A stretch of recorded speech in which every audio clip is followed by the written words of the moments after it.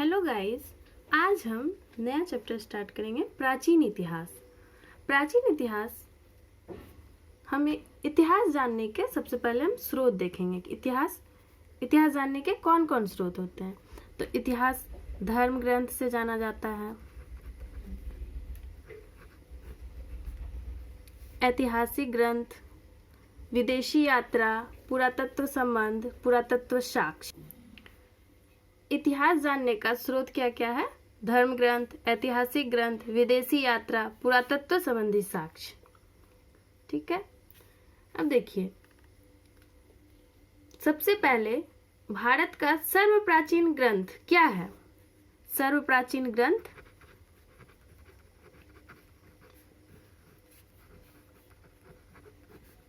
वेद है। और वेद के रचयिता कौन थे?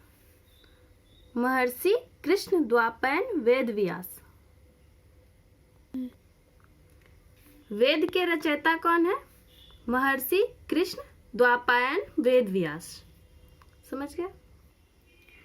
अब आता वेद कितने प्रकार के होते हैं? वेद 4 प्रकार के होते हैं।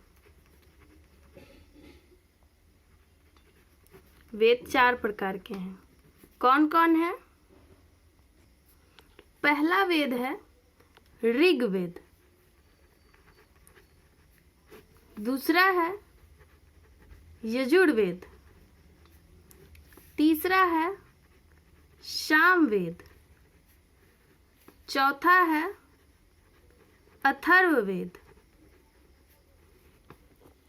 और सबसे प्राचीन वेद कौन सा है? तो सबसे प्राचीन वेद है ऋग्वेद।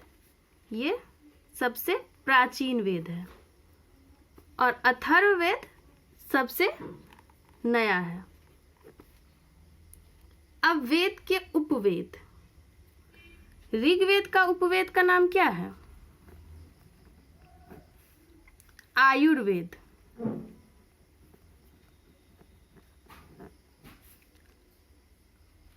आयुर्वेद। अब यजुर्वेद का क्या बोलते हैं? उपवेद का नाम धनुर्वेद।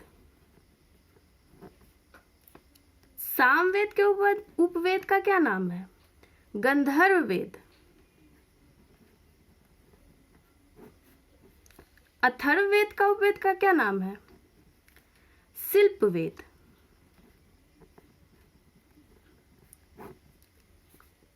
वेद 4 प्रकार के होते हैं। कौन कौन से? ऋग्वेद, यजुर्वेद, सामवेद, अथर्ववेद। और इसके उपवेद कौन कौन है? ऋग्वेद के आयुर्वेद, यजुर्वेद के धनुर्वेद, सामवेद के गंधर्ववेद और अथर्ववेद के शिल्पवेद। ऋग्वेद सबसे प्राचीन वेद है और अथर्ववेद सबसे नवीन वेद है। इतना समझ गए? अब देखिए, वेद जो है, वेदों को क्या कहा जाता है? वेदों को संहिता कहा जाता है। संहिता कहा जाता है। वेदों को संहिता कहा जाता है। ओके, अब हम 4 वेद को अलग अलग पढ़ेंगे। देखिए, ऋग्वेद जो है, ऋग्वेद में क्या है? ऋग्वेद में 10 मंडल है, 1028 सूक्ति है, सूक्त जिसको बोलते हैं, और 10,462 ऋचाएं हैं। ऋग्वेद में 10 मंडल, 1028 सूक्ति तथा 10,462 ऋचाएं हैं। अब देखिए, ऋचाएं क्या होता है? ऋचाएं यानी ऋचाएं जो पढ़ता है, ऋचाएं पढ़ने वाले ऋषि को होत्री कहते हैं। क्या कहते हैं? होत्री। यानी इसको ऋचाएं को जो पढ़ता है, पढ़ने वाला ऋषि, उसको होत्री कहते हैं। ओके। अब हम 10 मंडल जो है 10 मंडल के बारे में पढ़ेंगे कि 10 मंडल किसमें कौन मंडल है।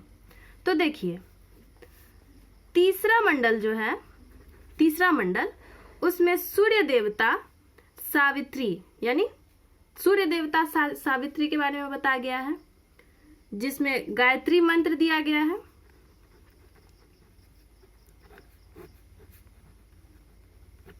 और गायत्री मंत्र जो दिया था, गायत्री मंत्र के रचयिता कौन थे?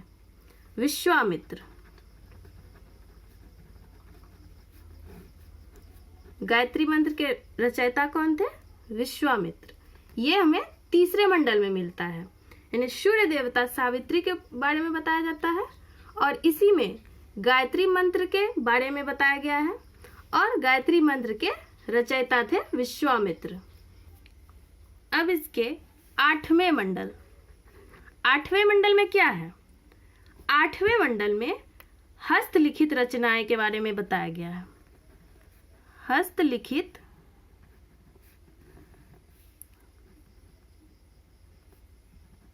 ऋचाएं के बारे में बताया गया। और यही जो हस्तलिखित ऋचाएं हैं, इसी को क्या कहा जाता है? इसी को खिल कहा जाता है। हस्तलिखित ऋचाएं को खिल कहा जाता है। ओके। अब दूसरा ऋग्वेद का दूसरा मंडल, 10वां मंडल में से 9वां मंडल। 9वें मंडल में सोम देवता जो होते हैं उसका उल्लेख किया गया है, सोम देवता। और 10वां मंडल में पुरुष सूक्त के बारे में बताया गया है, यानी वर्ण व्यवस्था। 4 वर्ण व्यवस्था था ना, किसके बारे में बताया गया है? पुरुष सूक्त। 4 वर्ण व्यवस्था था, कौन कौन था? ब्राह्मण, क्षत्रिय, वैश्य और शूद्र। वही 4 वर्ण व्यवस्था के बारे में 10वें में बताया गया है। ओके। तो ये ऋग्वेद का था। अगर हमारा चैनल आपको अच्छा लग रहा है तो हमारे चैनल को सब्सक्राइब करें, लाइक करें और ज़्यादा से ज़्यादा शेयर करें।